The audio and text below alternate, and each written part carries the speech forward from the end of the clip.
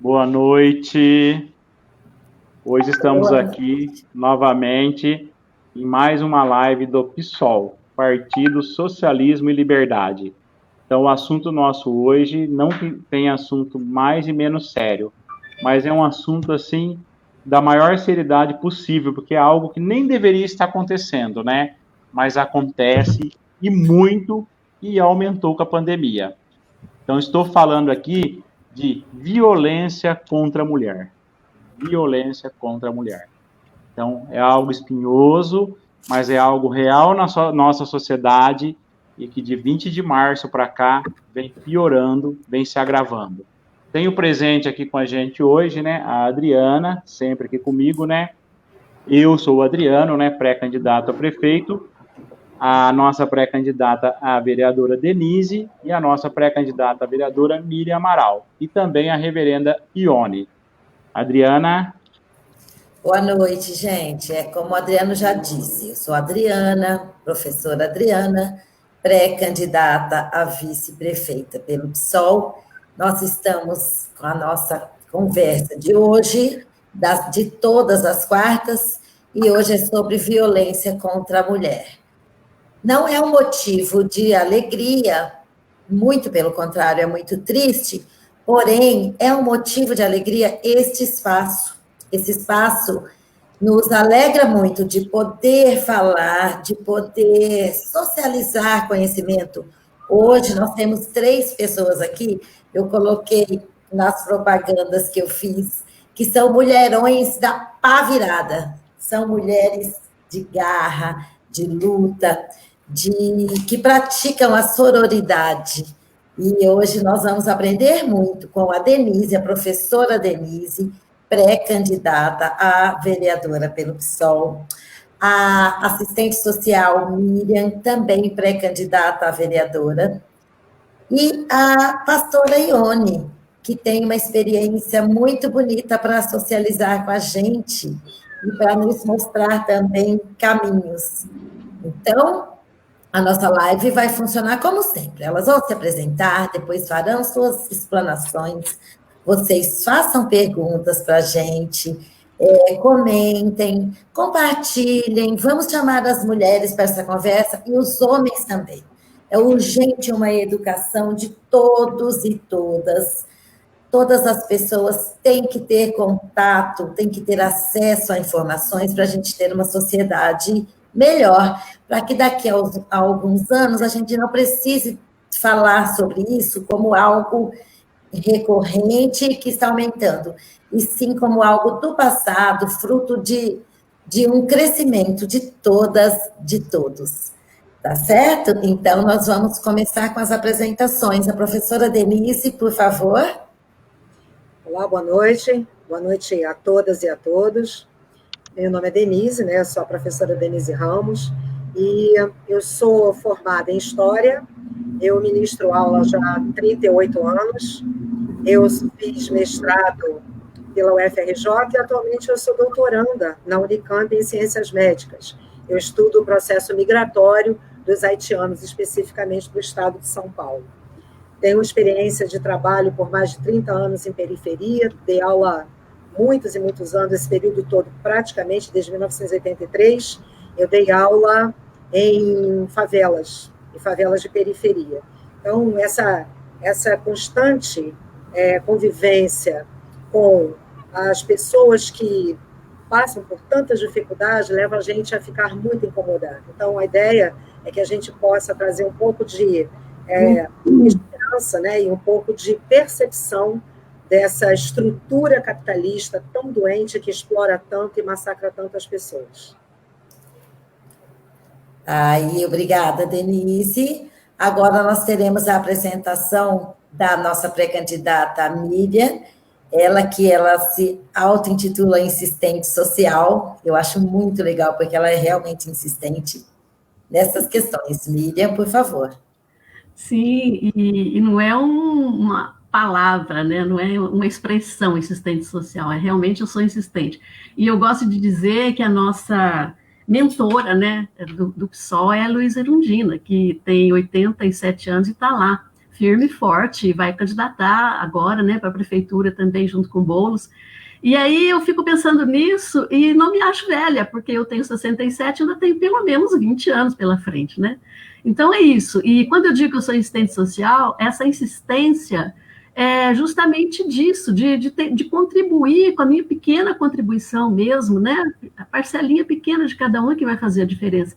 Para esse mundo melhorar, porque é o que a Denise acabou de falar, não tem cabimento o que está acontecendo. E a pandemia escancarou isso muito.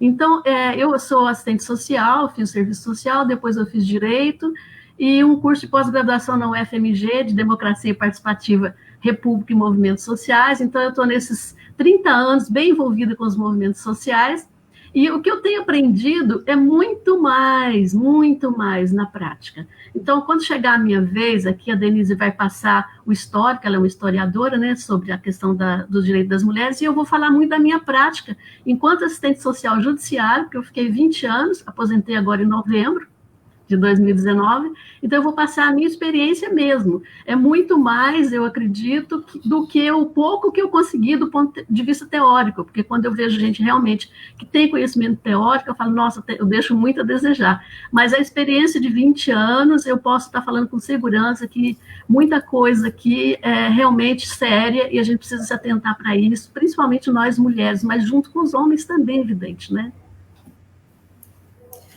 É isso aí, Miriam. E como tem experiência, viu? Eu gosto muito de ouvir a Miriam. E várias pessoas também me falam isso. Experiência, né? Marcas do vivido.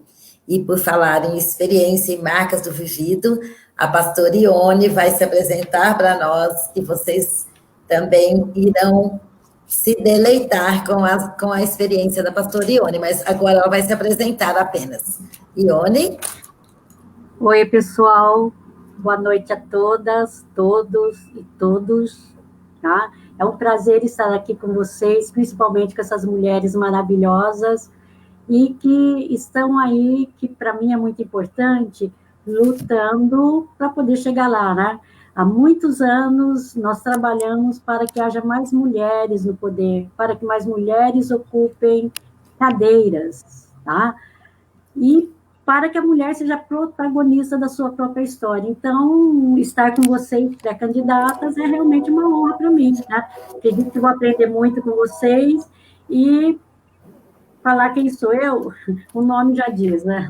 Sou pastora Ione, sou pastora da Igreja Metodista, sou da pastoral universitária da Unimep, também professora universitária, e meu mestrado foi na área de ciências da religião, na área de sociologia da religião, e sempre caminhei em cima dessa área também, tá? Tenho outras formações, mas o que tem norteado a minha caminhada tem sido essa, porque através dessa minha formação foi que eu entrei de cabeça na questão da mulher, né? Sou uma feminista, sou ativista. Hoje estou, né, eu não digo que ainda sou, mas participo ainda do Conselho dos Direitos da Mulher em Santa Bárbara do Oeste, tenho envolvido na Câmara Temática de Política para as Mulheres na região metropolitana de Campinas, e hoje estou participando de 2 movimentos que para mim são muito interessantes, né? O primeiro é o EIT, que é Evangélicas pela Igualdade de Gênero, que é um grupo ativista feminista de evangélicas que trabalha contra a questão da violência contra a mulher, né, que principalmente na igreja, e a violência pelos religiosos, e também estou no MESB, que é o Movimento de Organizações de Mulheres Evangélicas Brasileiras. Então, essa é uma confederação nacional que tenta mudar a cara dos evangélicos hoje no Brasil, né? Nós não concordamos com o que está aí, não concordamos com nada que está sendo feito nem dito, não concordamos com essa bancada evangélica que tem aí. Pelo contrário, nós estamos aí com uma bancada popular evangélica para mostrar quem somos de fato, que somos pela justiça, que lutamos pela justiça e que lutamos pelos nossos direitos. Então, essa é a Ione. Que joia, Ione. Agora, nossa, fico muito feliz de ouvir isso, viu? O Adriano vai falar aí da participação dos nossos queridos das pessoas que nos acompanham. Adriano? Adriano? Oi, cheguei. Tem boa noite para nós? Cheguei. Tem muita gente. Tem Arnaldo Santos, Silvia Luzia, Francisco, Marcos Aurélio, André Leitão, tem aqui também Antônio Celino, a Rosina Turci, pode tocar aí, Adriana. O camarada Adriano, seu som saiu cortadinho, não sei se o pessoal entendeu, depois você fala de novo, porque essas pessoas que estão com a gente realmente são o que nos impulsiona a fazer o melhor a cada semana. Então, eu acho muito importante a gente citar cada um e cada uma, e seu som, para mim, pelo menos, conversando aqui no chat, ficou, olá, o pessoal falando que cortou mesmo, tá bom? Então, enquanto isso, nós teremos agora as explanações da Denise, mas só lembrando que essas conversas que a gente tem sempre uma pessoa redigindo uma ata, porque nós estamos pegando contribuições para o nosso plano de governo, então está saindo muita coisa boa daqui, participação popular, participação das pessoas que entram e comentam e perguntam, e também as contribuições dos nossos convidados. Então, hoje, agora, nesse momento, ouviremos a professora Denise, ela vai contextualizar historicamente essa história aí, do pessoal achar que pode agredir, que pode ver uma mulher sendo agredida e não pode meter a colher, como se dizia, né? Por que se justifica tanto isso? Por que hoje a gente precisa falar disso? Que teria que ser o óbvio, não era para existir. Não é verdade? Então, a violência contra a mulher. Denise, por favor. Bom, como você falou, é importante essa conversa, mas a gente espera que, muito em breve, não precisemos realizá-la novamente, que a gente possa estar tratando de outros assuntos. Bom, o que eu acho que é importante a gente conversar hoje? A violência contra a mulher, ela é uma violência que não começa agora, ela é histórica. Ela vem ao longo do tempo, através do tempo. É isso que é importante compreender. Sempre é importante a gente atentar para qualquer fato que aconteça, qual é a raiz disso, da onde vem. Bom, nós somos seres que vivem em sociedade, né? Nós temos uma trajetória que é construída ao longo da história da humanidade. Os homens e mulheres começaram juntos. Como é que a gente fala isso em termos históricos? É aquele momento que você deve ter estudado na escola, conhecido como pré-história ou proto-história. Por que se usa proto-história? Porque é a primeira história. Pré seria antes da história. Então, a gente atualmente prefere usar o termo proto, porque a primeira história da humanidade, esses homens e mulheres conviviam e moravam em casas que eram ou árvores ou cavernas. A gente tem os relatos hoje a partir das pinturas rupestres. O que a gente observa nessas relações que vinham sendo experimentadas? A gente observa que, naquele momento, o feminino, ou melhor, a mulher, ela ocupava um papel de destaque.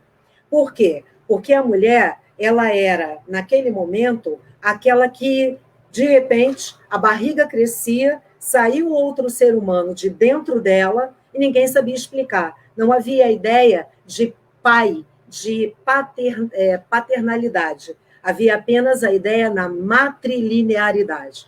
Então, todo mundo sabia que aquele bebê saindo de dentro daquela barriga era filho dessa mulher. Ao que papel cabia a essa mulher? A linhagem era materna, essa mulher vivia em clãs, em comunidades, e ela pertencia ao clã. Ela não era propriedade de ninguém, ela fazia parte de um clã. E essa mulher tinha poder de discussão de ideias, ela podia dar interferir em guerra, em épocas de paz, ela era proprietária de terras. Essa mulher tinha um grande poder, porque ela é que dava origem aos outros seres humanos.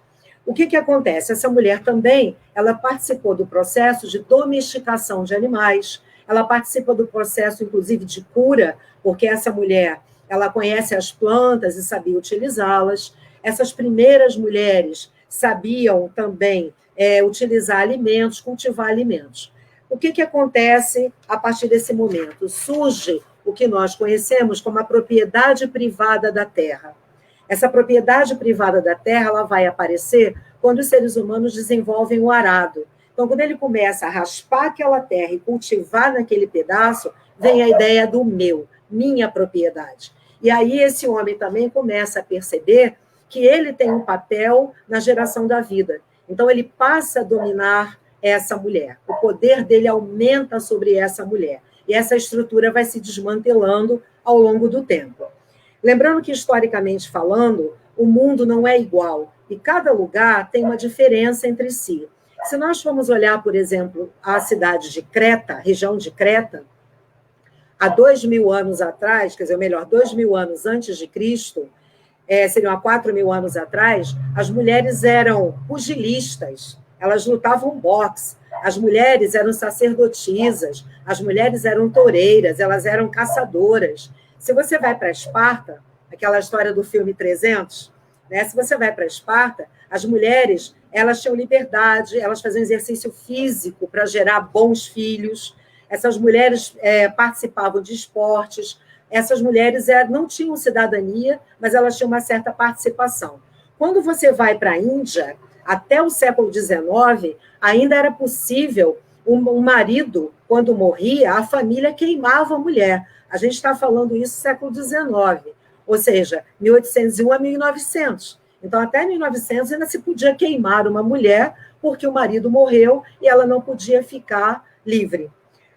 Quando a gente pega aqui na América, os astecas, incas e maia, já é uma outra estrutura, são as comunidades indígenas. O que a gente tinha como característica? A monogamia, e as mulheres já eram responsáveis pelas tarefas domésticas. Elas não tinham essa liberdade como em Creta 2.000 anos antes. Então, quando a gente vai falar sobre a história da mulher, a gente precisa olhar em que pontos, em que momentos essa história vai sofrendo mudanças e quais são as características de acordo com cada local. Outro ponto que é interessante é que, quando esse homem inventa o arado, ele toma consciência da sua reprodução e vai surgir, então, o quê? A sociedade patriarcal. E aí, por que começa a ser exigida a fidelidade feminina? Porque ele vai ter certeza que o filho é dele. Quando a gente pega, por exemplo, Brasil colônia, houveram casos de mulheres que praticavam prostituição em Portugal, vieram para cá e precisavam arrumar um marido. O que elas passavam? No próprio Porto, elas passavam por uma cirurgia. A vagina era costurada, e essas mulheres tinham que procurar um marido para casar em aproximadamente 15 a 20 dias, que na hora do relacionamento sexual, aqueles pontos arrebentariam e essas mulheres seriam consideradas virgens, mesmo que ela não fosse antes. Você imagina o sofrimento que era isso, né? Mas em tudo em nome de arrumar um marido e poder ter uma vida considerada digna naquela época. A fidelidade feminina, ela é importantíssima em relação à propriedade da terra. Então, ela garantia a essa mulher a subserviência dessa mulher, o medo dessa mulher, a violência praticada contra ela, era para garantir a questão da propriedade da terra. Essa mulher era vista como objeto, uma propriedade desse homem. Que período que eu estou falando? Que eu estou falando? Período colonial do Brasil, o período de feudo na Europa. Durante todo esse momento, essas mulheres, elas são importantes porque a herança vai ser transferida para o filho. Portanto, essa mulher, ela tem que ser controlada para que ele tenha certeza da autoridade paterna e autoridade enquanto homem. Então, qualquer violência se justificava para a manutenção dessa mulher, como o cárcere privado, né, como a violência física, a violência psicológica. Isso não é de hoje, isso é histórico. Outro ponto importante é que, no caso do Brasil, em 1916, nós tivemos uma lei que dizia o seguinte: a mulher, para trabalhar, deveria pedir permissão para o marido. Por quê? Porque essa mulher, saindo de casa, ela poderia desestruturar a família. Então, quando ela pedia permissão para o marido, era uma forma de proteção da família, proteção desse homem, dessa estrutura familiar burguesa que havia sido constituída no Brasil desde a colônia. A partir de 1850, o Brasil vai viver uma história de desenvolvimento industrial, a urbanização, né, mais a partir de 1900, e as mulheres elas passam a sair e ir trabalhar na rua. Ao ir para a rua, essa mulher começa a adquirir consciência de si. E aí o que começa ela a reclamar? Ela começa a reclamar do machismo, da infidelidade, o abandono desse homem, né? A função da mulher no século XIX era devotar-se ao homem, resignar-se às ordens do homem e, principalmente, ser um ser assexuado.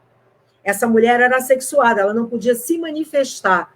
Então, por isso, muitas vezes, no próprio Brasil colônia, esses homens buscavam as mulheres africanas, as mulheres indígenas, porque elas não eram psicologicamente e culturalmente submissas à própria Igreja Católica, que corroborou bastante com esse processo aqui.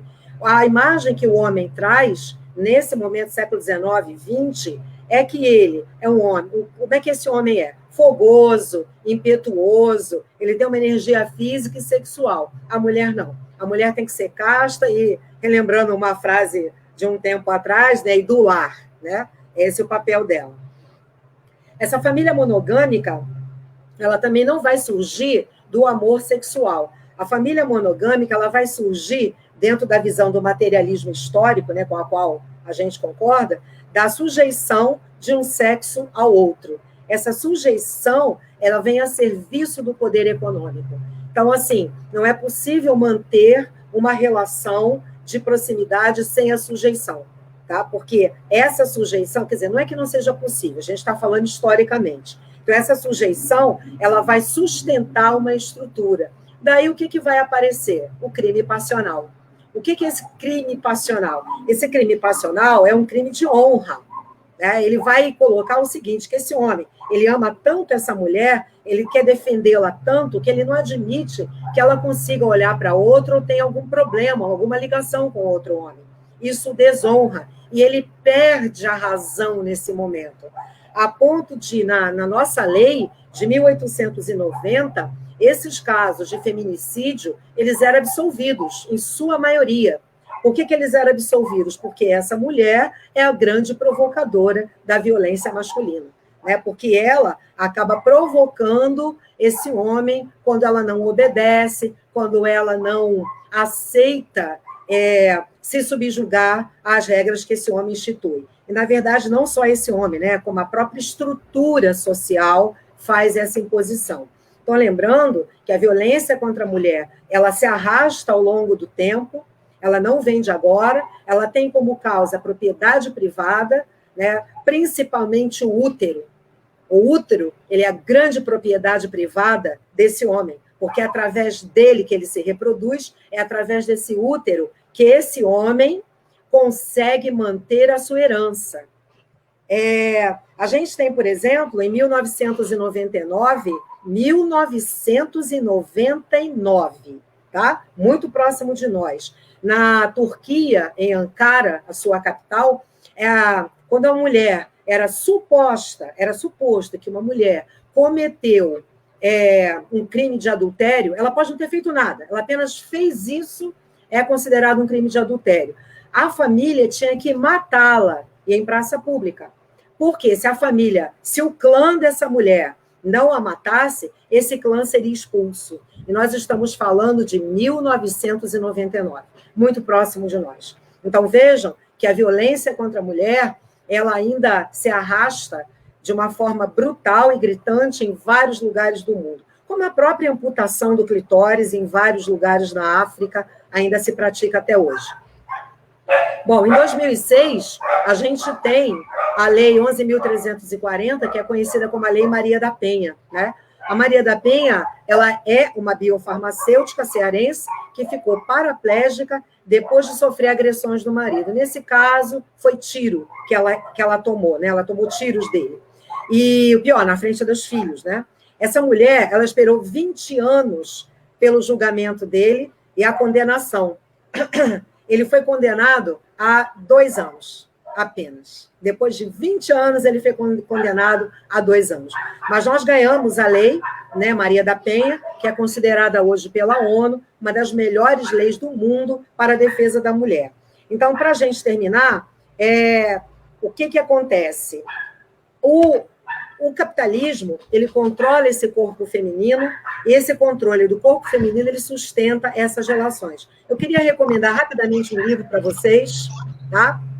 Esse aqui, o Caliban e a Bruxa, que fala sobre mulheres, corpo e acumulação primitiva, da Silvia Frederici. Eu queria ler só um pedacinho de uma fala que ela traz aqui, que não é dela, é da Bárbara Omoleide, no livro A Morte dos Corações, de 1983.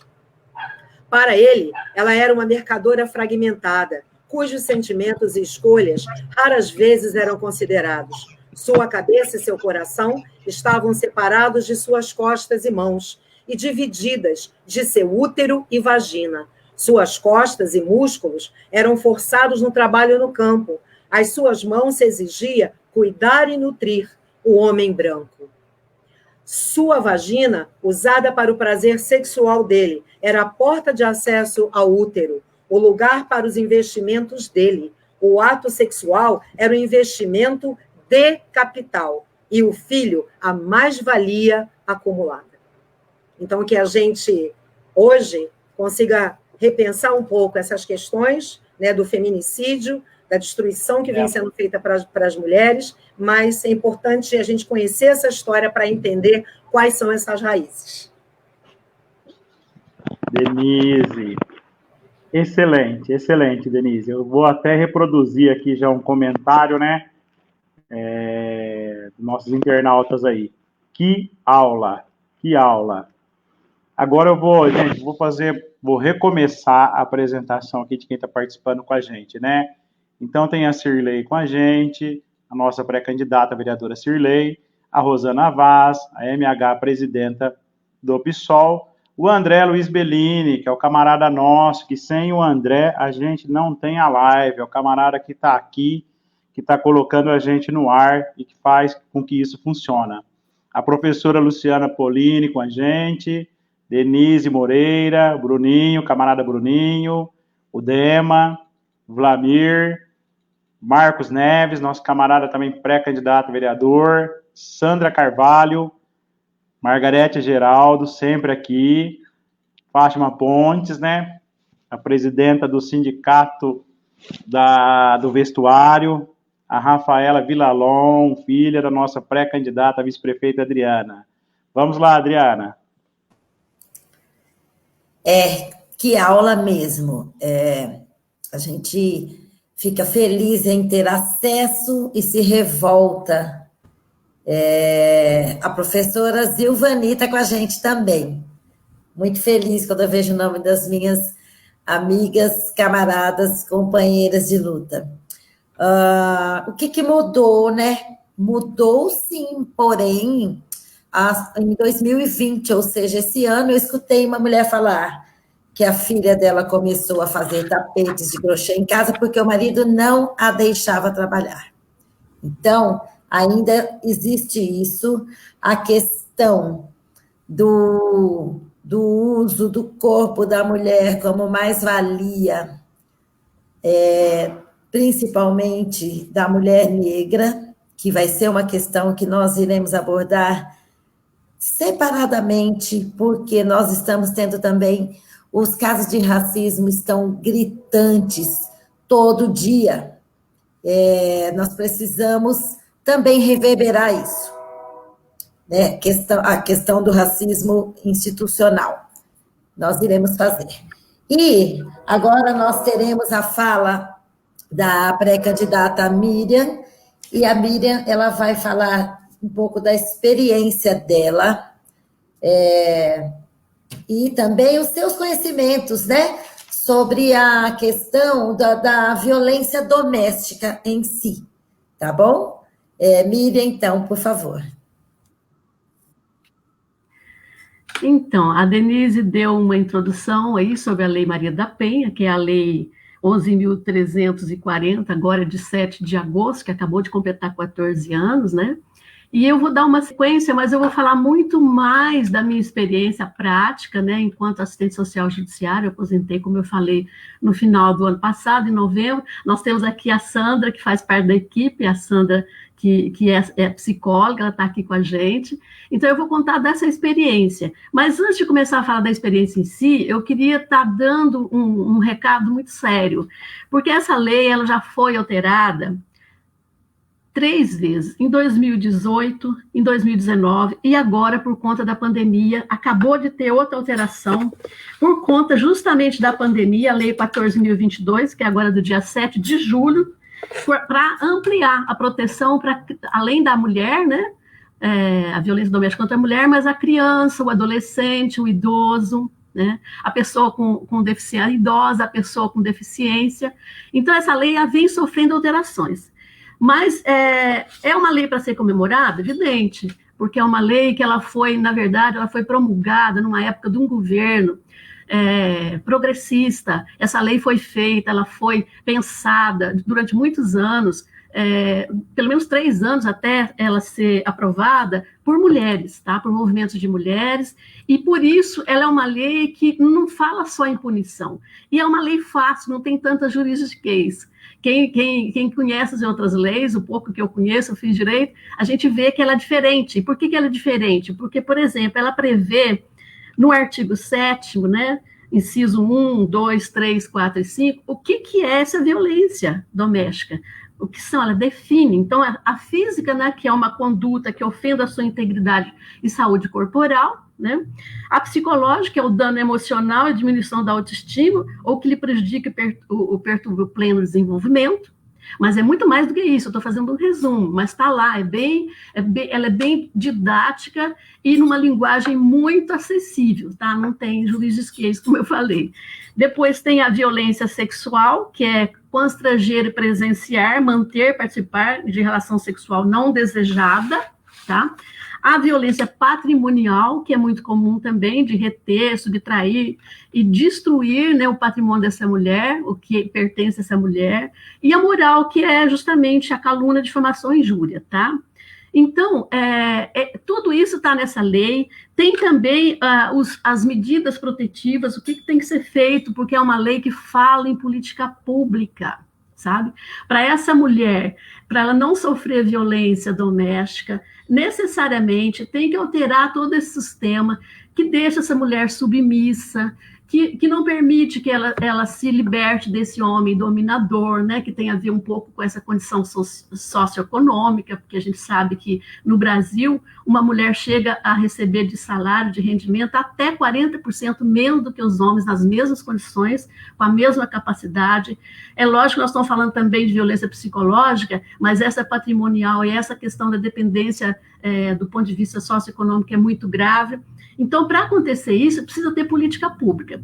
E eu vou dizer para vocês, na minha experiência de atendimento, o que eu mais via, infelizmente, essas mulheres chegarem com essas crianças, né, com os filhos, porque a gente atendia justo. E outra coisa, por que foi para a equipe técnica do Fórum de Americana, assistentes sociais e psicólogos da vara da infância e de vara de família? Porque a lei prevê varas específicas, mas adivinha, não tem. Não tem, então ia com a gente, nós ficamos atendendo mais ou menos até 2011, porque era até de certa forma desvio de função, e a gente já tinha uma demanda excessiva de trabalho, e mais isso. Mas o que a gente via era que atrás dessa mãe, junto dessa mãe, realmente tinham crianças que estavam sofrendo, que a mãe agredida, como que você pode imaginar que essa agressão para a mãe não vai prejudicar esse filho? E às vezes ele agride também fisicamente os filhos, né, menores de idade. Então, já naquela época, antes mesmo dessa alteração que acabou de acontecer, que agora que, do ponto de vista legal, está sendo colocado que as crianças também vão ser protegidas, mas já naquela época a gente percebia isso. E dava uma angústia muito grande, porque aí as mulheres iam para nossos estudos, né, para nossa avaliação, para a gente dar um parecer depois num laudo para o juiz, que depois o juiz dá a sentença com o entendimento dele, ele tem a livre convicção, mas ele leva em consideração o nosso parecer, e a gente sugeria, então, as várias medidas que estão previstas na lei. Quer dizer, tudo que está sendo previsto na lei, como eu falei, essa lei ela é bem abrangente na questão das políticas públicas, tudo isso a gente sugeria que acontecesse e não acontecia. Porque, pensa bem, vamos pensar aqui junto, quando essa violência doméstica acontece, né, e essa mulher não tem para onde ir, porque não tem uma casa-lar, que também é uma previsão legal, que também não existe, tá? E não existe, mas existe, por exemplo, em Santa Bárbara. Aí a Ione vai falar dessa experiência de Santa Bárbara dela. Mas quando você sugere e não acontece, o que essas mães faziam? Voltavam para esse ofensor, para esse abusador com os filhos. E isso é revitimizar, o sistema revitimizando. O sistema, eu digo, o judiciário executivo que não cumpriu, que não fez, que não levou essa lei a sério, como aconteceu com a Maria da Penha, né, que denunciou durante 15, quase 2 décadas, e nenhuma autoridade tomou conhecimento, a ponto de ela precisar recorrer a Interamericana, né, de Direitos Humanos, né, comissão. E aí sim o Brasil foi obrigado e ter não só uma lei, mas de ter políticas públicas, pelo menos do ponto de vista legal. Aqui também a gente vê isso em Americana, sabe? Você recorre enquanto técnico, né, enquanto assistente social, enquanto psicólogo, fala para o juiz determina, acata a sua sugestão e não acontece nada. Então, gente, são leis e mais leis e mais leis. Gilberto de Menstein costumava dizer que nós somos cidadãos de papel, não precisaria tanta lei. O ECA, por exemplo, já seria suficiente. O ECA também é uma lei extremamente benéfica, copiada, avançada. Então, não precisaria tanta lei. Eu digo para vocês com toda segurança, pela minha experiência de trabalho, que cada vez que cria uma lei, apesar, não estou dizendo que elas não são importantes e que devem ser comemoradas, mas isso é um indício de que nós estamos falando, sabe criança teimosa que você tem que falar 1000 vezes porque ela não obedece? É isso que acontece com essas leis, você repete, porque tem o Estatuto da Criança e Adolescente já, não precisaria estar nessa lei específica estar falando disso, porque já tem o Estatuto do Idoso, porque já tem também em relação a pessoas com deficiência. Aliás, se for ver bem, o Código, né, na verdade, a Constituição Federal de 88, é lógico que precisa de leis para estar reforçando, né, porque senão seria uma carta de boas intenções, mas se você levar a sério o artigo 227, pronto, é só levar essa a sério. E por que não se leva? Não se leva a sério, como foi falado aqui, porque nós vivemos uma sociedade patriarcal, como a Denise falou, e que leva ao capitalismo. E levando ao capitalismo, esse capitalismo, ele não se preocupa com as pessoas, é só com a economia. Nós estamos vendo agora na pandemia, está ficando claro isso, né? E não preocupando com as pessoas, quem são os mais prejudicados? As mulheres, as crianças, os adolescentes, os idosos, né? As pessoas com deficiência, os quilombolas, população indígena, os negros, né? Então, são pessoas que, para essa política fascista, ultraliberal, porque é incrível isso, porque no mundo inteiro tem governos liberais que têm muito mais, vamos dizer assim, de um socialismo que aqui no Brasil, né? Que critica tanto o socialismo, o comunismo, então nem se fala. Mas esse tal capitalismo nós estamos vendo agora com a pandemia, que está deixando claro que ninguém é uma ilha, que se proteger só alguns, sabe, a segurança de poucos é a insegurança de todos. Então, essa lei Maria da Penha, ela, de fato, ela nem precisaria existir, tá? Ela nem precisaria estar sofrendo não digo, mas ela não precisaria ter tanta alteração ou tantos complementos, né? E é isso que é triste, é você estar nesse emaranhado de leis e não ver acontecer. Por exemplo, a Americana já teve aqui o Centro de Referência da Mulher, que foi fechado. A Delegacia de Defesa da Mulher, ela não atende 24 horas, não atende à noite, não atende final de semana. E onde é, e que horário que é, que dia que é que acontece mais esses abusos, esses ataques, essas violências, justamente nesses dias. Então, mesmo quando tem uma delegacia de defesa da mulher, como a que nós temos aqui, não funciona de acordo com a lei. Então, as leis, elas são feitas, realmente elas são importantes, precisam ser comemoradas, mas precisa, antes de qualquer coisa, parar para refletir sobre o sistema que nós estamos vivendo.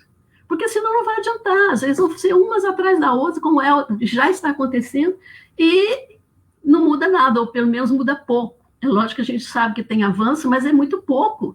Essa questão da mulher, por exemplo, puxa vida, gente, o avanço muito pequeno. Vocês sabiam que, por exemplo, que no Brasil, olha que coisa louca esse dado, entre 90 países, o Brasil está na colocação do Brasil, 150º lugar entre os 90 países de mulheres no legislativo, por exemplo. Então, essa política não muda, porque não querem mulher. Tem uma cota agora, que é uma lei também recente, acho que tem 5 anos só, que fala da cota de 30% para a mulher na política. Essa cota nem chega. E por que 30%, se são os mais de 50%? Mas nem esses 30% consegue ser atingido. Então, essa coisa do patriarcado precisa mudar, sabe? Não é mudar para a gente fazer, para as mulheres fazerem iguais, né? Fazer igual que os homens fazem, não, é para fazer diferente. É para ser um país, é para ser um estado, uma cidade mais inclusiva, porque todas vão ser beneficiadas com isso. Esse 1% que detém a riqueza, que a gente sabe muito bem que é 1%, né, que esses que coordenam tudo, na verdade, até os políticos são fantoches, o próprio Jair Bozo e Paulo Guedes, e no fundo a gente sabe que eles também estão marionetes do dinheiro. Eles também, não dá para acreditar que eles só levam vantagem, porque a violência está aí. Outra coisa séria, com a pandemia democrática está matando, lógico que está matando mais gente pobre, isso é estatístico, mas, por outro lado, está matando gente poderosa, gente rica, gente importante, né? Agora, não é democrática a forma como eles vão lidar com isso, essa possibilidade do afastamento, do distanciamento social entre os pobres. Quem conhece favela, como eu conheço, quem conhece esses barracos da periferia aí, de Americana, o assentamento Roselino, o Milton Santos, acampamento Roselino Nunes, sabe que distanciamento é esse, se eles estão todos amontoados, famílias enormes, tudo ali. Então, essa violência contra a mulher, ela vem dessa questão mais séria, mais grave, de um contexto de capitalismo, de sociedade patriarcal, machista, misógina, tá? Racista, enfim, é um sistema que, infelizmente, agora, com esse atual desgoverno, está ficando mais claro, está desnudando, tá? Eu não sei como ainda tem gente que não reconhece, sabe? Eu acho que é problema de cognição mesmo, né? Porque é muito claro isso, né? E nós precisamos transformar. E nós, mulheres do PSOL, como eu falei antes, né? Luísa Arundina é nossa referência, né? Assistente social, idosa, mulher, mas nós temos outras mulheres, a Mônica Sanches, a Sana Bonfim, e olha, tem tantos, não vou nem citar, porque são muitas mulheres. E as mulheres, então, têm esse papel, e elas estão provando no mundo inteiro que quando elas estão no governo, isso estou falando da maioria, claro que tem exceção, elas fazem diferente, sim. Essa política precisa mudar. A Americana precisa ser e pode ser uma cidade inclusiva. O estado de São Paulo, o mais rico da federação, pode ser. Essa violência que nós estamos falando, nós citamos a violência psicológica e todas as outras, os 4, 5 itens da lei, ela, na verdade, ela ataca, as mulheres, elas sofrem muito mais, principalmente as mulheres negras, né, gente? E aí a gente tem que lembrar disso. É muito maior ainda essa violência contra as mulheres negras, pela questão do racismo estrutural, como foi falado aqui também. Mas acho que é isso, da minha parte. Deu 10 minutos.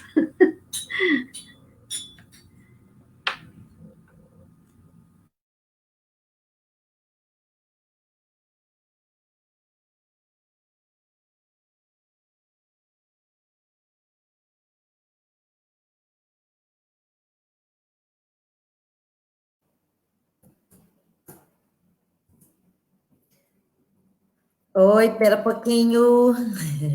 O camarada Adriano está sem som para mim. Vocês confirmam isso?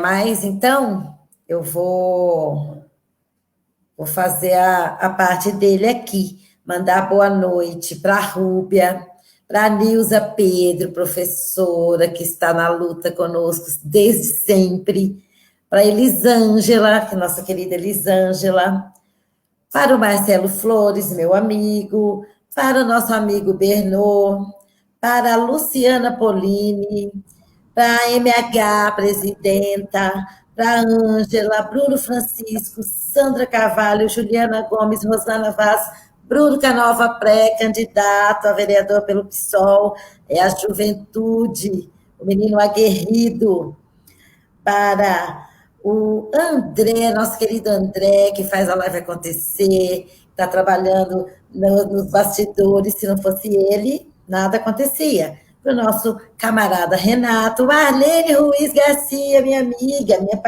minha parzinha, Denis Isaías, meu amigo de ontem, de sempre, de amanhã, a minha xará Adriana, o Luiz Nunes, o Ricardo Filho, e depois a gente fala mais.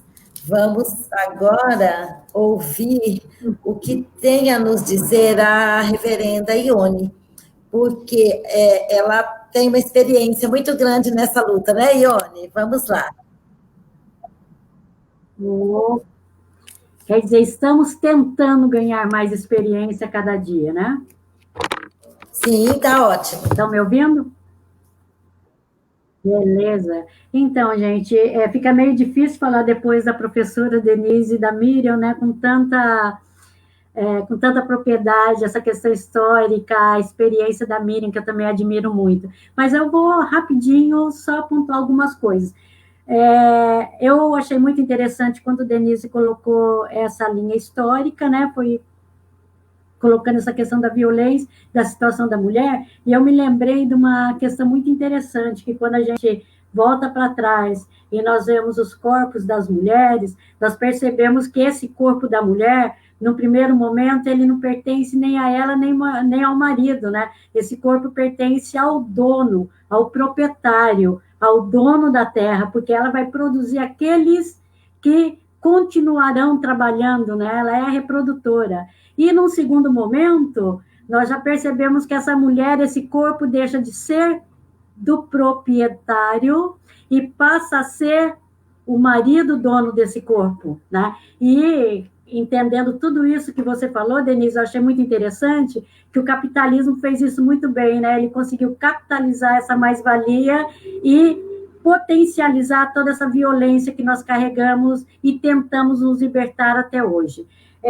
Eu gostaria só de fazer assim, alguns apontamentos. A Miriam também colocou a questão da legislação e das políticas públicas, e que é uma coisa muito importante. Não tem como pensar em enfrentamento à violência contra a mulher se nós não pensarmos em políticas públicas que sejam eficazes. A Lei Maria da Penha, como a doutora Olívia sempre diz, ela é uma lei muito mais social, né, do que penal, porque ela passa pela questão do acolhimento, ela passa pela questão do tratamento, ela passa pela questão da capacitação, ela passa por toda a rede de atendimento que tanto o município, o Estado e a federação tem que oferecer a essa mulher. Então, para que a lei seja efetiva, ela precisa de políticas públicas. E o que nós precisamos pensar que essa política pública ela tem que ser feita a 10, 15, 30 mãos. Né?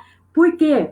Porque ela tem que ser uma política pública integrada, como a própria Miriam já colocou, né? Você tem que pensar na criança, na mulher, no idoso, né? Essa mulher, ela é criança, ela é adolescente, ela é senhora, ela é viúva, ela é idosa, e tem que passar por toda a rede de atendimento. Ou seja, essa política pública, ela tem que ser pensado de uma forma geral, tem que ser construída geral. E quando a gente diz isso, eu estou pensando mas não do mesmo, né? Essa política que está aí, ela não tem contribuído para com as mulheres, ela não tem sido feita em função do enfrentamento à violência, ela tem sido feita muito em função do voto, muito em função do nome, como eu vi alguns comentários aqui, para dizer que tem uma delegacia da mulher, né? Ela tem que passar essa fronteira, ela tem que sair da letra para a vida, ela tem que sair e saltar do papel para a vida, e só dessa forma nós vamos conseguir pensar um pouco nessa questão do enfrentamento à violência. Então, só assim para a gente pensar um pouquinho, eu só queria assim, trazer para vocês alguns dados que me chamam muita atenção, né? Nessa pandemia que nós estamos vivendo, a casa que deveria ser o lugar seguro, o refúgio, o espaço dessa mulher, nessa pandemia ela se transformou no cárcere para muitas mulheres, transformou no lugar da tensão e do medo. Por quê? Porque essa mulher é obrigada a conviver com o agressor no mesmo espaço físico, e aí potencializado pelas questões econômicas, pela questão do desemprego, né? Por todas as contingências que já aconteceram. Se esse homem não era agressor físico, só verbal, ele passa a praticar também a violência física com essa mulher. E isso nós entendemos que, de certa forma, cresceu muito, né? Eu estava vendo um dado da ONU hoje que me chamou a atenção, quando eles colocam que 7 mulheres, a cada 10 mulheres, 7 mulheres do planeta sofrem e sofreram violência. Isso é uma coisa muito louca. Imagina, não estou falando de Brasil, de América do Sul, América Latina, estou falando do planeta. A cada 10 mulheres, 7 estão passando por violência no planeta. Esse é um dado muito sério. Outra questão que também eu acho que é importante trazer aqui, que o Fórum Brasileiro de Segurança Pública, né, na lei de transparência, ela coloca alguns dados que são muito importantes, que desde que iniciou a pandemia, pensando no mês de abril de 2020, comparado com abril de 2019, houve um aumento no feminicídio de 22,2% a mais, e isso só em 12 estados que foram monitorados, né, que foram mapeados. Imagine se fosse em termos de Brasil todo. E ainda pensando na nossa região específica aqui, na nossa região dos 5 municípios que eu sempre coloco, Americana, Sumaré, Hortolândia, Santa Bárbara do Oeste e Nova Odessa, né, também nesse mapeamento, dentro desse fórum e da lei de transparência, nós vimos que nesse mês de abril, a coisa ficou da seguinte forma: em Americana foram 83 registros policiais, 51 em Sumaré, 36 em Hortolândia, 19 em Santa Bárbara e 13 em Nova Odessa. Tá? Isso mostra que, eu não vou dizer se a violência aumentou ou não, mas ela está muito mais visibilizada e ela está muito mais descortinada agora, né? E esses são dados que nós não podemos deixar passar, né? Ou seja, precisamos de políticas públicas eficazes. O que significa isso? Tanto Denise quanto Miriam colocaram questão o abrigamento de mulher, né? Imagine a situação dessa mulher que sofre violência e está dentro da casa com o agressor dela, não tem como falar, não tem para quem ligar, não tem para onde buscar ajuda. Para onde essa mulher vai correr? Aí que se torna necessário uma casa-abrigo para mulheres vítimas de violência. O que significa essa casa-abrigo? Ela não é simplesmente uma casa, mas é uma casa que vai acolher essa mulher com toda a sua prole. Por quê? Porque ela não vai sair de casa e deixar os filhos lá à mercê do agressor. Ela tem que ir para um lugar onde ela tenha o anonimato dela garantido, que ela tenha a segurança dela garantida e que esse agressor não tenha acesso ao endereço dela, porque nem todas as mulheres que têm medidas protetivas têm acesso a essa casa. Essa casa ela é especificamente, exclusivamente a essas mulheres que estão correndo risco eminente de morte, né? E isso é importante. Por que eu estou dizendo isso? Na nossa região metropolitana de Campinas, com mais de 21 municípios, nós só temos casa-abrigo em Campinas e Santa Bárbara do Oeste. E os outros municípios? Segundo a informação que eu tive, em Americana, já teve no passado, e um passado bem recente, tanto uma Secretaria de Políticas Públicas para Mulheres, quanto uma casa-abrigo para mulheres. Tá? Então, isso é uma coisa muito séria. Esse é um direito que foi perdido. Por que ele foi perdido? Por que ele ficou no espaço? As mulheres deixaram de sofrer violência americana? Ou a questão da mulher em enfrentamento à violência deixou de ser importante? Deixou de entrar na prioridade daqueles que estão no poder? Então, isso tem que ser resgatado. Se a gente tem que pensar, não é criar uma nova casa, mas é trazer de volta.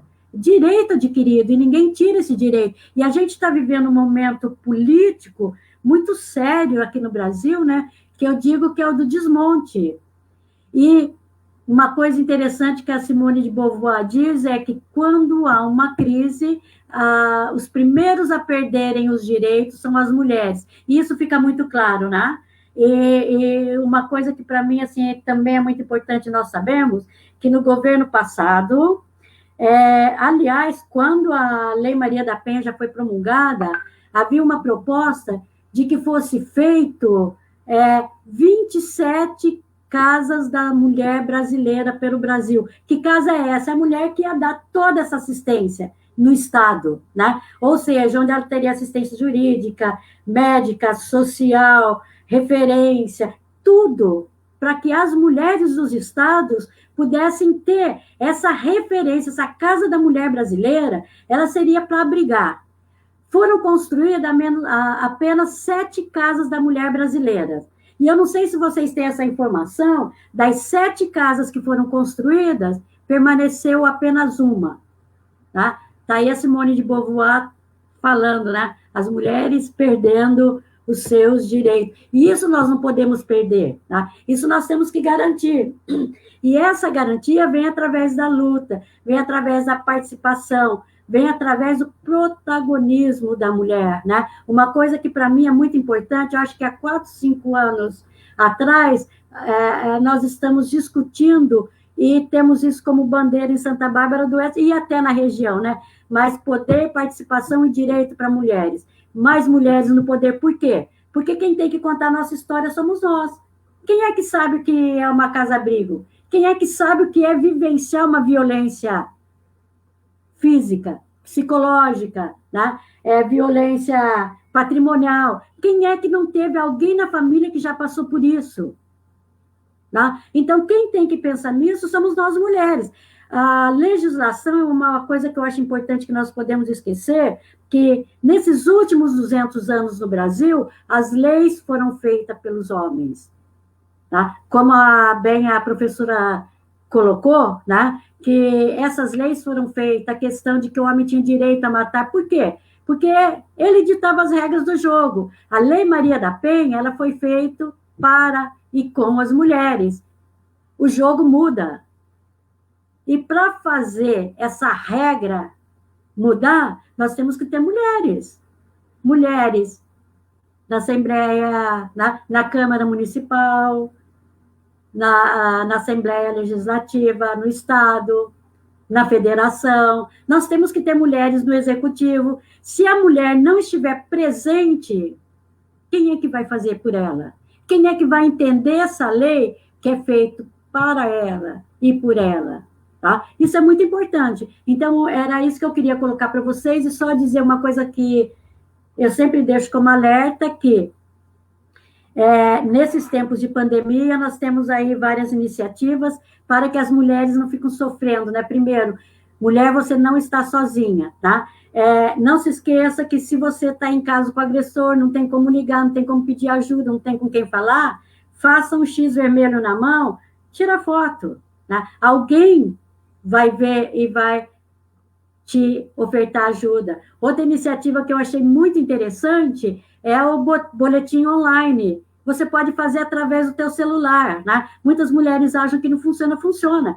Esses dados que eu coloquei aqui para vocês de Americana e todos esses outros, a grande maioria deles foram boletins online, e que foram averiguados e que foram encaminhados. Então, funciona assim, continua fazendo.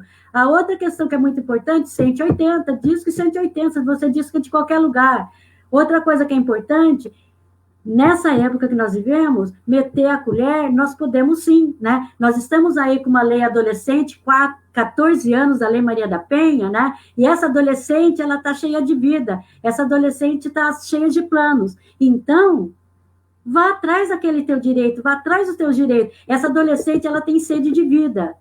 E ela tem sede de proteger a vida. A Lei Maria da Penha funciona. Tá? A outra coisa que eu queria colocar para vocês também, que eu achei que foi uma iniciativa fantástica, pena que não houve tanta adesão, e eu acho que a gente poderia trabalhar um pouquinho isso, em homenagem a Maria da Penha, que também era uma farmacêutica, né? Foi feita uma campanha que eu achei muito da hora, que a mulher que sofre violência, ela entrar numa farmácia e pedir uma máscara roxa. Ao pedir essa máscara roxa, contra a Covid, ela já está anunciando, estou sofrendo violência, por favor, me ajude. Infelizmente, nem todas as farmácias assumiram isso, mas essa é uma campanha que a gente poderia começar a trabalhar em nossos municípios, em todos os lugares, né, para que essas mulheres pudessem, de alguma forma. E também tem uma outra que eu achei muito bacana, que é das evangélicas pela igualdade de gênero, que se chama escuta ativa. O que é escuta ativa? É você ter empatia com essa mulher, ouvir, acompanhar, acolher e dar o encaminhamento correto. Não é só ouvir, não. Tá? E tanto nas igrejas católicas, pentecostais ou outras religiões, a gente sabe disso, a tendência é sempre dizer, ó, ele vai mudar, ou muda você, ou ora, ou perdoa. Perdão não funciona nessas horas. Né? Até funciona, você pode até perdoar, mas ele tem que pagar pelo crime que ele cometeu. Tá? Então, essa campanha é escuta ativa, eu vou te ouvir, eu vou te acolher, vou te acompanhar e vou com você, se você quer denunciar, eu vou até as últimas consequências. Então, já existem algumas coisas que são interessantes e que eu acho que vale a pena. E fica aí, né, essa questão do abrigo, Santa Bárbara do Oeste na pandemia, ela quase que duplicou a procura. E ela está com superlotação. Por quê? Porque essas mulheres precisam. Essas mulheres precisam de um lugar seguro para ficar. Então, o meu desejo, né, meu sonho, era que cada município pudesse ter o teu. Ou então, que pudesse pensar num consórcio dos municípios, onde aumentaria o número das vagas e cada município entraria ali com uma parceria. E todas as mulheres dessa consórcio teriam a chance de ter um lugar acolhedor. Nós temos aí uma experiência interessante lá no consórcio de Santo André, que pega os 5 municípios. É muito interessante, né? Então, a gente tem que pensar nisso. E outra coisa, a Americana merece ter uma casa-abrigo. Ela precisa ter uma casa-abrigo. Ela deve ter uma casa-abrigo. Ou seja, ela precisa recuperar essa casa que ela perdeu. Um grande abraço a todas e todos, tá? E estamos aí na caminhada com cada uma de vocês. Obrigada.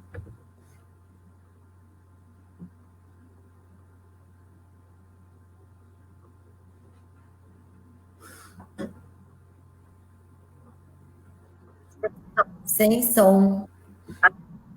Adriano, quando o seu som voltar, você me interfira, tá bom?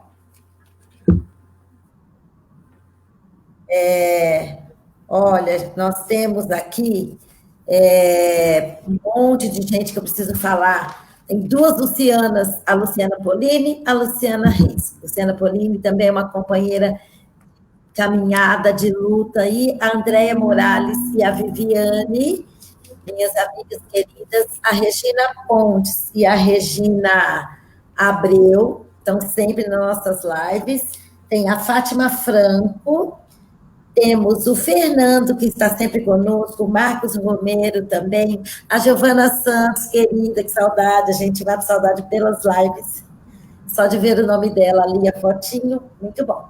A Renata Abreu, a Sandra Carvalho também estão sempre com a gente, a Aline Almeida, nossa camarada, e a Dora Abreu, que está sempre conosco também, o Joilson, nosso pré-candidato a vereador, o Radical da Saúde, e o professor Marcos Neves, também nosso pré-candidato a vereador. A professora Aparecida, professora de Arte e Educação, Aparecida Becerra, o Valmir e a Adri Desotti. Gente, muita felicidade. Rosana Guedes, Maria Carolina, Simone Silva, Patrícia, professora Patrícia, minha companheira de trabalho, a Bárbara Denadai, minha amiguinha maravilhosa. Bom, depois a gente fala mais, mas muita felicidade em vê-las aqui. O Adriano conseguiu. Olha, tem uma pergunta muito importante aqui, que é para a Ione. Está perguntando, Ione, como que a igreja, como que a instituição igreja pode ajudar essas mulheres? Você pode falar um pouquinho para a gente? Posso sim. Eu vou falar dando um exemplo, né? Eu não sei se vocês ouviram o vídeo que teve muita repercussão na mídia de uma cantora gospel, Cassiane, tá? Ela fez, a letra até não tinha muito a ver, mas ela fez um clipe onde esse homem praticava violência contra essa mulher, né? E no final ele pede perdão e ela pede perdão a Deus e tudo fica como antes no Reino de Abrantes, tá? A partir desse vídeo, nós conseguimos organizar 70 líderes mulheres evangélicas, candidatas de ONGs, tá? Mas 70 mulheres de todo o Brasil, e nós conseguimos, através dessa ação, primeiro, retirar o vídeo dela do ar. Segundo, nós fizemos um novo vídeo aí desmistificando, colocando que perdão não resolve, que a mulher tem que denunciar e que aquilo era uma afronta, né? Porque esse vídeo, como se diz, esse clipe dela, né, estava prestando um desserviço, principalmente as mulheres de igreja, sejam católicas ou protestantes, dizendo: você tem que apanhar, você tem que fazer tudo, você vai orar, Deus vai te mudar, né? E através da tua mudança, ele vai mudar, você tem que perdoar, porque ele mandou perdoar. Então, é um desserviço que estava para toda a comunidade. A terceira coisa que nós fizemos foi fazer uma representação na Procuradoria-Geral.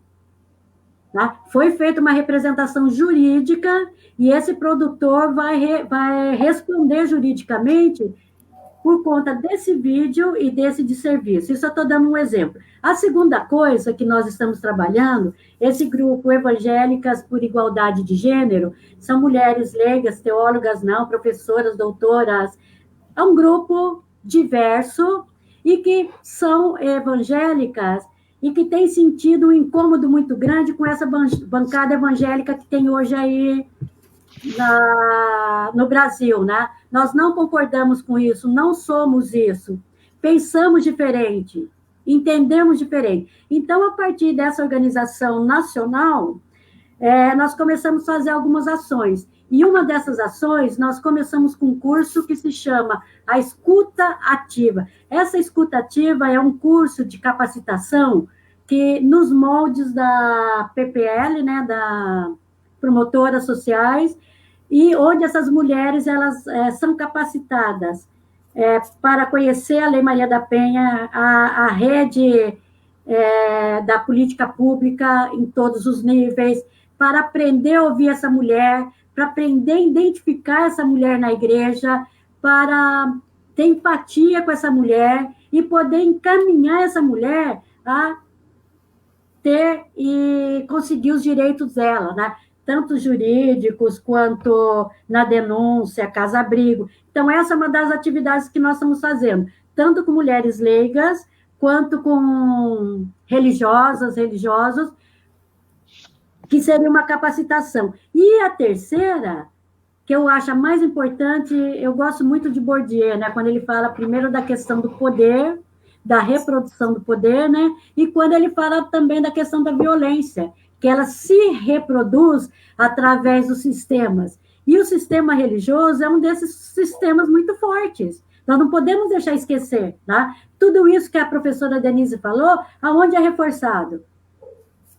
Além das escolas, das casas, é na igreja, onde essa mulher nasceu da costela de Adão, que não é só esse relato que tem, onde essa mulher tem que ser submissa ao homem, onde o homem é a cabeça. Então, a gente tem que começar a fazer um trabalho, primeiro, de desconstrução. Segundo, de desnaturalização. A violência, ela não é natural. E a religião tem um pecado muito grande com relação a isso, ela naturalizou. E quando eu falo religião, não é só evangélicos, católicos, são todas as religiões, místicas ou não, elas têm um papel fundamental na reprodução desse corpo da mulher, da violência da mulher, né? Uma coisa que é muito interessante, nós temos no nosso grupo uma mãe de santo, ela fez o pós-doutorado quando eu estava fazendo mestrado na ciência da religião. A Nair, essa mulher é mãe de santo lá no Rio Grande, em Rio Branco, tá? E ela fez uma análise muito interessante, né? Do espaço da mulher até no candomblé, ou seja, enquanto não tinha toda essa visibilidade, enquanto não tinha todo esse poder, toda essa entrada, a mulher, a mãe de santo era mulher. Agora, hoje, se você fizer uma pesquisa, quantos pais de santo tem? Né? A maioria. Né? Então, como que a gente pode mudar a religião?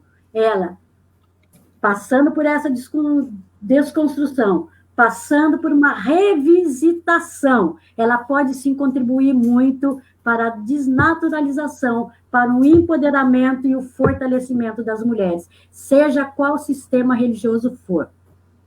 Falei muito, desculpa. Não falou muito, não. É muito gratificante te ouvir. Adriano, você consegue falar? Você tem voz? Ou você foi calado por essas mulheres opressoras? Falar eu consigo. Eu não sei se vocês estão ouvindo. Ai. Tá, gente. O André aqui deu uma cutucada, 1h10 de live, a média de 50 para mais pessoas participando e perguntando. E, bom, na verdade, eles estão se comunicando com a gente, né? Não tem ali uma pergunta mesmo em si, mas sim vários comentários, né?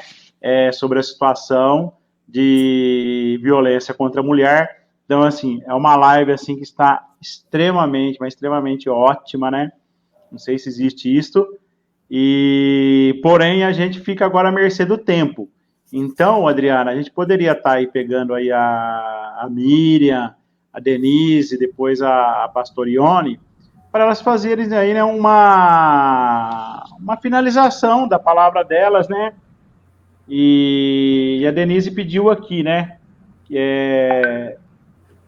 Para a Miriam falar. Então, Miriam, passar a palavra para você, então, primeiro, Miriam, para você falar sobre a Damares.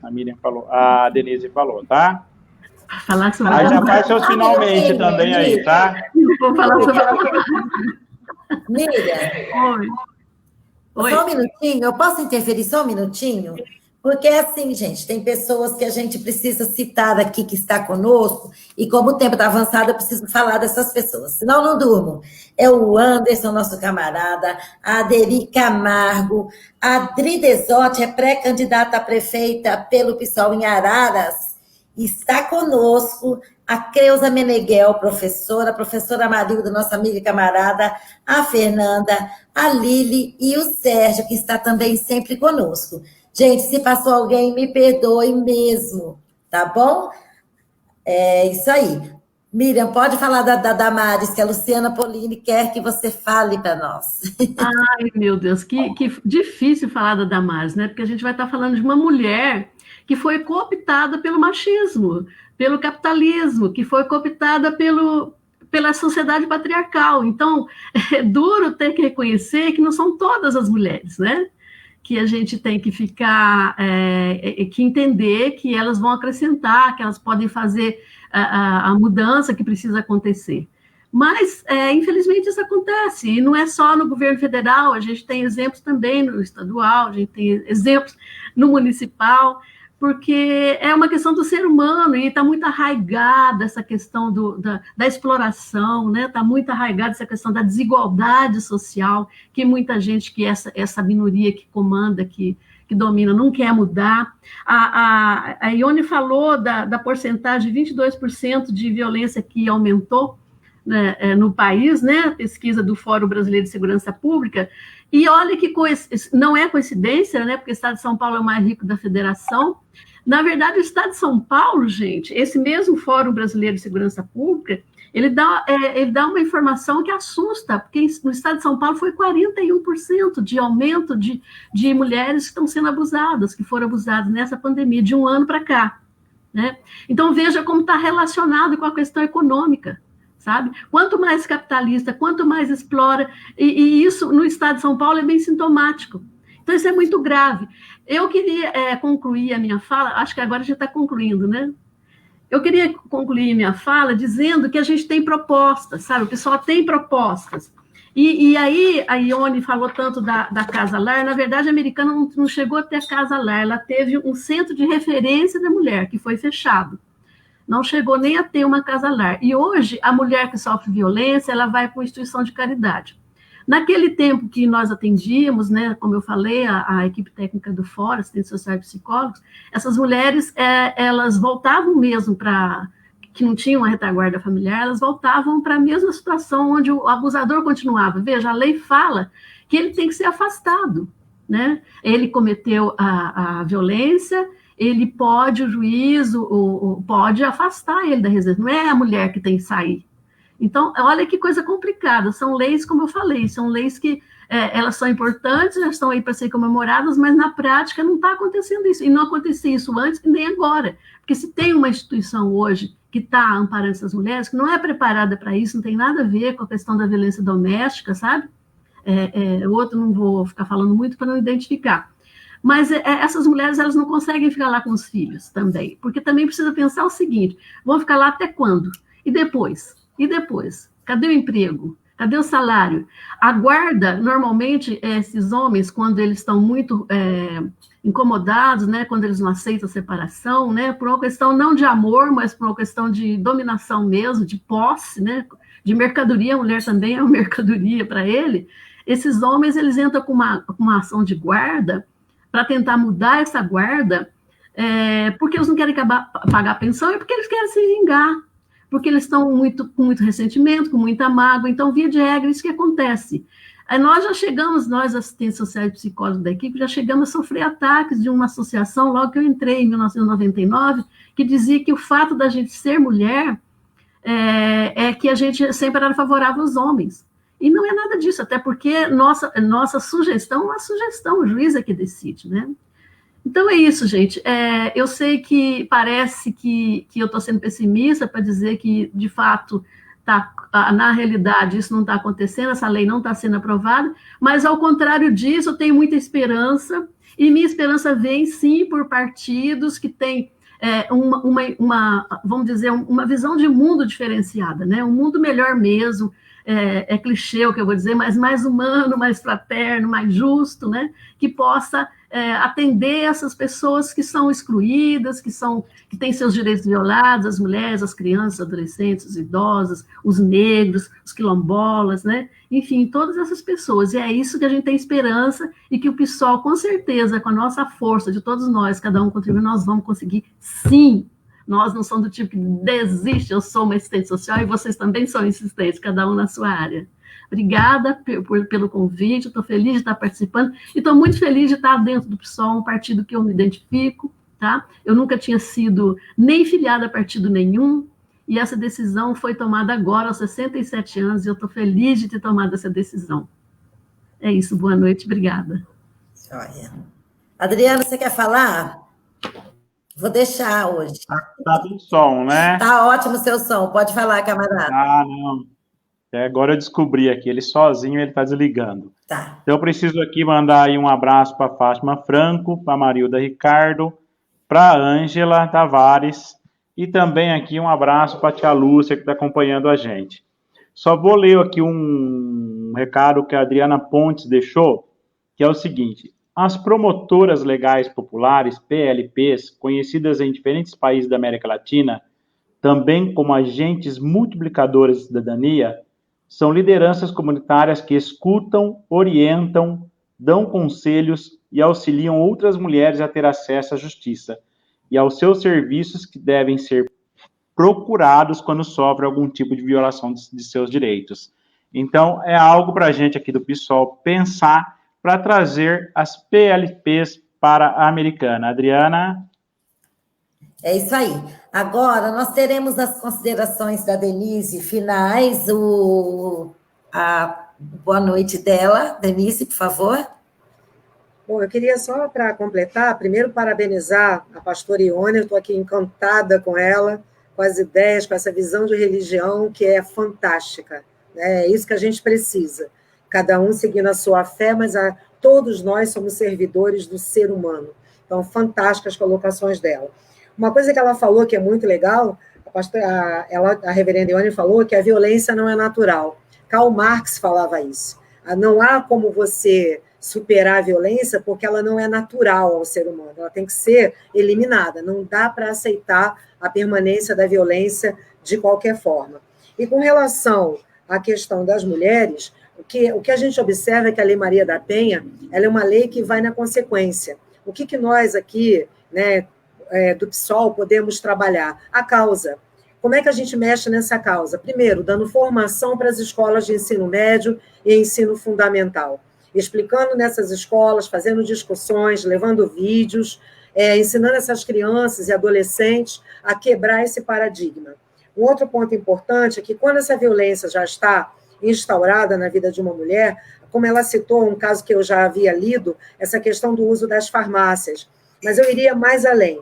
Eu tinha pensado da seguinte forma, a Lei Maria da Penha, a Lei 11.340. Então, a gente faria uma parceria com todas as farmácias, não pode ser só uma, precisa a presença do próprio Estado para isso, e a mulher chega na farmácia e todas as atendentes vão perguntar, qual é o seu código na farmácia? Se ela falar 11.340, essa mulher está pedindo socorro, porque a máscara, agora a máscara roxa, ela vai valer agora nesse momento, mas quando a pandemia passar, então é necessário um código permanente.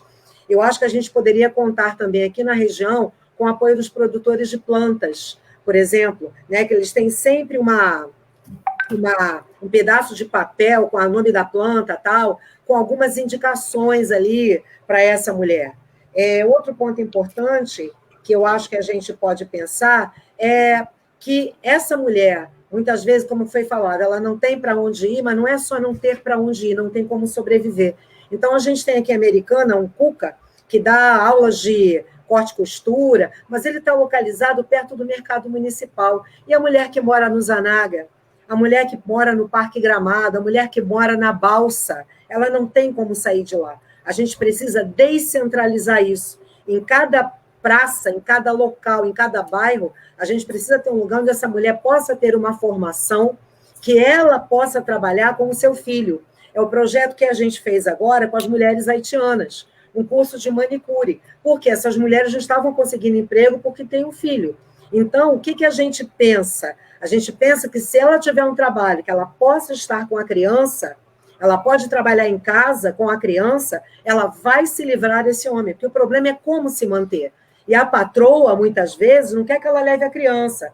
Ou quando ela leva, aperta lá o 9º andar e deixa a criança subir sozinha. Né? Então, a gente precisa ter ações concretas, práticas, rápidas, que a gente consiga ajudar essa mulher agora a já se formar, ter um subsídio para ela arrumar um dinheiro para que ela possa se livrar desse homem. A questão econômica pesa bastante nesse caso aí. Fora as creches, né? Que a gente também tem que ter uma live só para discutir. É isso mesmo, Denise. A dependência econômica, ela amarra a pessoa nessa situação. A pastora Ione pode dar uma boa noite aí para todas as pessoas. Ione, tem uma professora falando de você ter uma conversa desse jeito, online, com alunos da EJA. Eu achei super interessante, mas a gente combina depois, só para a professora Cida ver que eu vi, sim, o comentário dela. Tá bom, minha querida? Seu boa noite aí para nós. Então, gente, eu quero agradecer essa oportunidade de estar com essas mulheres maravilhosas e com esses 2 homens também maravilhosos, né? Que bom que hoje nós somos maioria aqui nessa live, isso é muito bom. E agradecer a oportunidade e dizer que eu concordo com o Paulo Freire quando ele diz que mudar é difícil, mas não é impossível. E eu acredito que nós temos condições de fazer, sim, alguma coisa para mudar. O que nós não podemos é desistir. Nós precisamos resistir para existir. E essa resistência é de luta. Essa resistência é de mudança, de transformação. E aí eu acredito que a educação, concordo com a professora e com algumas pessoas que comentaram, ela é fundamental. E a educação, para mim, ela passa por todos os eixos, por todas as faixas etárias, por todas as instituições, tá? Nós temos, sim, que trabalhar essa questão da educação. E só lembrando que também alguém fez uma perguntinha assim para mim, falou assim, os apóstolos ou discípulos eram homens. Uma coisa que eu aprendi na vida, viu? Eu não sei se vocês já ouviram falar da metodologia feminista, a metodologia da suspeita. Quando você vê escrito ali que só tinha homem, a gente tem que parar e perguntar por que as mulheres não estão aparecendo ali? Será que não tinha mulheres? Ou será que não quiseram escrever e visibilizar e dar voz e vida a essas mulheres, né? Então, a proposta, quando eu coloco de começar com essa desconstrução, é justamente isso, a gente tem que desconfiar. Se não aparece a mulher ali, não é só nos livros religiosos, não, seja do Corão, seja da Torá, seja da Bíblia, seja do Evangelho segundo o Espiritismo. A questão não é essa, mas a gente perguntar, aonde estão as mulheres? Por que elas foram ocultadas desses textos? Por que não permitiram que essas mulheres aparecessem? Então, só assim, uma dicasinha que a metodologia feminista ajuda um pouquinho para desmistificar e desnaturalizar um pouquinho isso. E olha, gente, estou à disposição, viu? Sempre com vocês, acredito nas mulheres, e olha, estou assim com uma expectativa muito grande, viu? Pode ser que eu me equivoque, mas eu acredito que tanto Americana, eu estou acompanhando Americana, Sumaré, Hortolândia, Santa Bárbara do Oeste, qual mais? Nova Odessa, tá?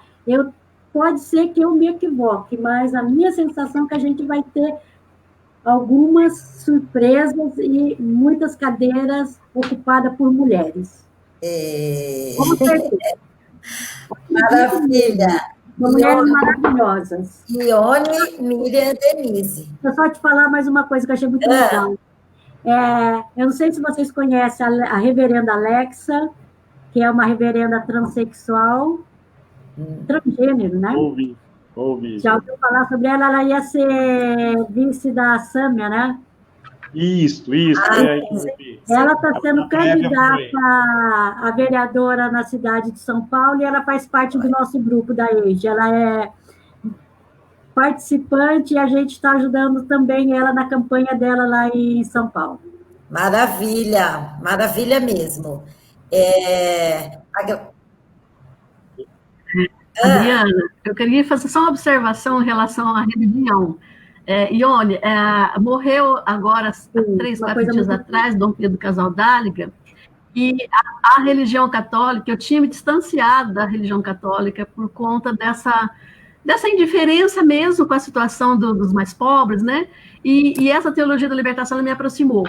Então, Dom Pedro Casaldáliga, Dom Luciano Mendes de Almeida, infelizmente estão morrendo, mas está deixando semente, né? Assim como a Marielle também foi assassinada. Aliás, gente, eu faço parte da Frente Feminista, Marielle vive, um trabalho que a gente tem há 2 anos aqui, essa frente foi criada quando ela foi assassinada, mas essas pessoas morrem, mas elas deixam realmente semente. Então, é muito importante a gente estar nesses movimentos feministas. É outra coisa que aos 67 anos, 66 quando eu entrei, 65, né, 2 anos, eu nunca pensei, sabe? E isso está me mobilizando, está nos mobilizando, porque essa troca de experiência, essa união, essa força, essa sororidade, né? Eu gosto tanto dessa palavra, entre as mulheres, isso pode dar, como você falou, dar esperança, né? A gente está com esperança do verbo esperançar, né? Do verbo esperar. Agir. Gente, o horário, a gente já passou do horário de encerramento. Desculpa aí, nós temos que terminar, né?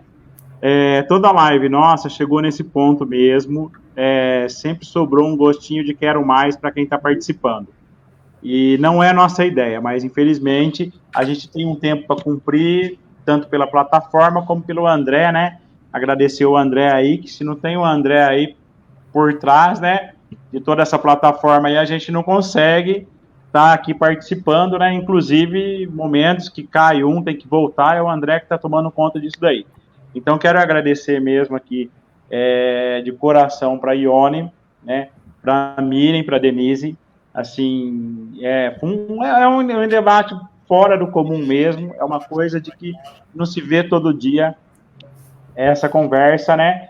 E os comentários das pessoas, que nem eu falei, olha, não está acontecendo pergunta, porque as pessoas querem conversar sobre isso, né? E vamos ter mais oportunidade, gente. Então, eu deixo aí o meu boa noite para todos, né? Passo a palavra para você. É sua vez, Adriana. Também só dar boa noite, agradecer essas 3 mulheres que estiveram conosco, maravilhosas, que somaram, agradecer a todo mundo que esteve conosco, a reafirmar a importância disso e até quarta que vem. Quarta-feira tem, toda quarta tem. Boa noite, gente. Obrigada. Boa noite. Tchau, tchau. Obrigada.